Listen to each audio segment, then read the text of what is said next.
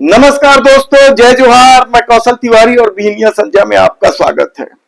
छत्तीसगढ़ की राजनीति में इन दिनों एक मामला बेहद चर्चा में है।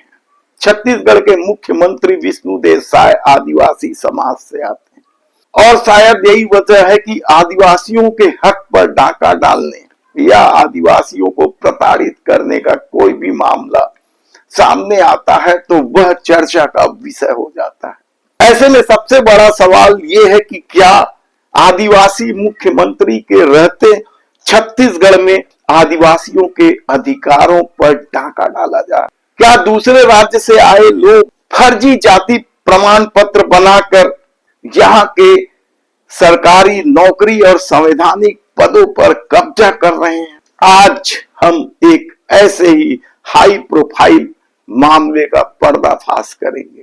मामला पुराना है, चर्चा में रहा है, भारतीय जनता पार्टी की नेत्री हैं और कहा जाता है कि यदि फैसला 10-12 दिन में आ गया तो निश्चित रूप से यह नेत्री जेल की सलाखों के पीछे होगी। और जिस तरीके से अंतिम सुनवाई में यानी जाति प्रमाण पत्र के अंतिम सुनवाई में नया रायपुर में हंगामा मचा, वह भी कम चौंकाने वाला नहीं है। शिकायतकर्ता तो बड़ी संख्या में पहुंचे ही थे। जिला पंचायत की अध्यक्ष भारतीय जनता पार्टी की इस नेत्री नम्रता सिंह जैन के समर्थन में भी लोगों को लाया गया था, कहा जाता है। हंगामे के बाद समिति के अध्यक्ष ने कठोर रुख अपनाया, तब शांत हुए और सुनवाई हुई। दरअसल मामला बेहद संगीन है।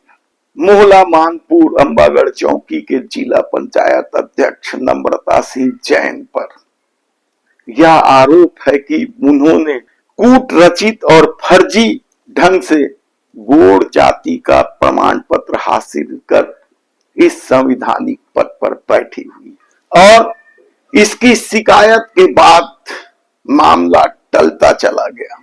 लेकिन पिछले दिनों जब अंतिम सुनवाई नया रायपुर में बड़ी संख्या में आदिवासी समाज के लोग पहुंच गए, 100 से ज्यादा आदिवासी समाज के प्रमुख लोग, जिसमें अधिकारी वर्ग के भी लोग थे, समाज प्रमुख थे, उन्होंने 86 पृष्ठों में ऐसे अकाट्य सबूत पेश किए हैं कि अब कुर्सी ही नहीं जाएगी, जेल भी जाना पड़ सकता है।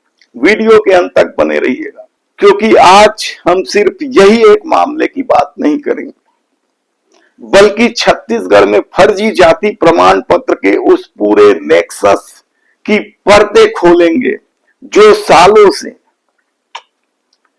आदिवासियों का हक मार रहे हैं। छत्तीसगढ़ में फर्जी जाति प्रमाण पत्र के आधार पर सरकारी नौकरी या संवैधानिक पदों पर बैठने का यह मामला नया नहीं।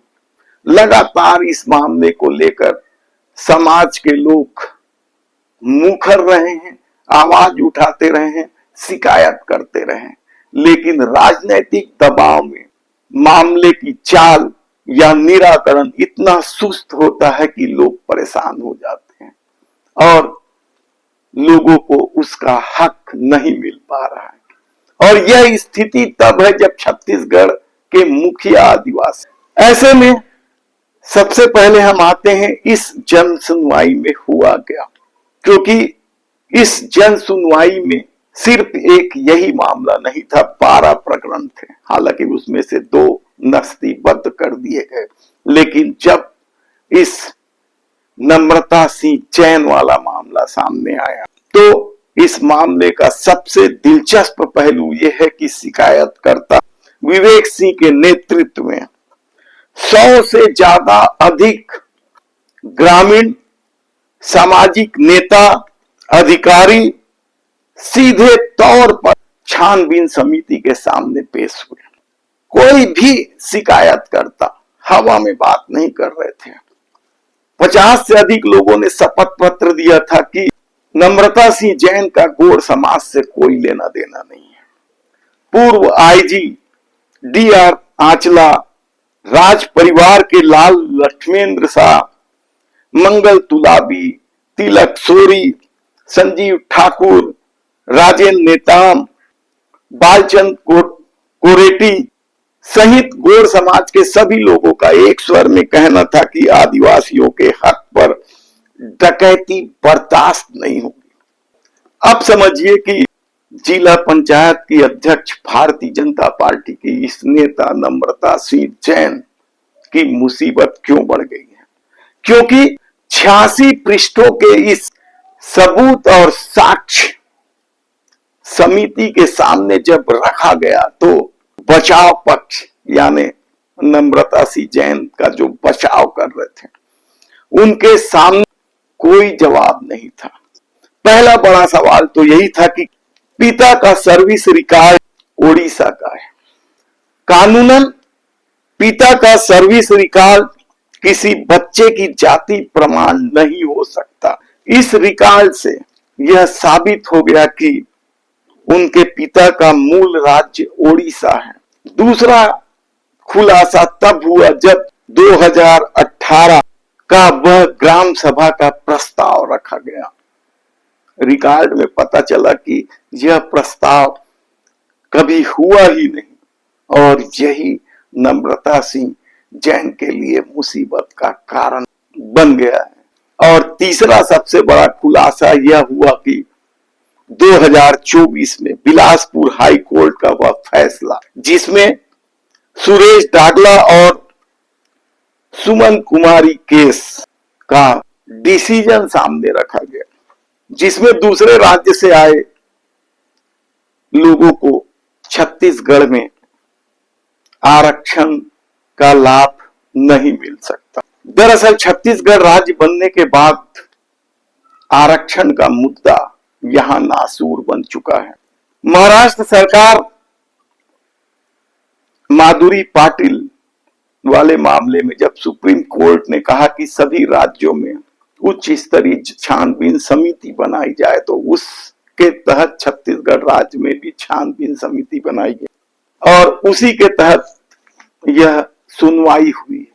छत्तीसगढ़ में आरक्षण को लेकर किस तरीके से फर्जी जाति प्रमाण पत्रों के आधार पर नौकरी का मामला सामने आया वह किसी से छिपा नहीं।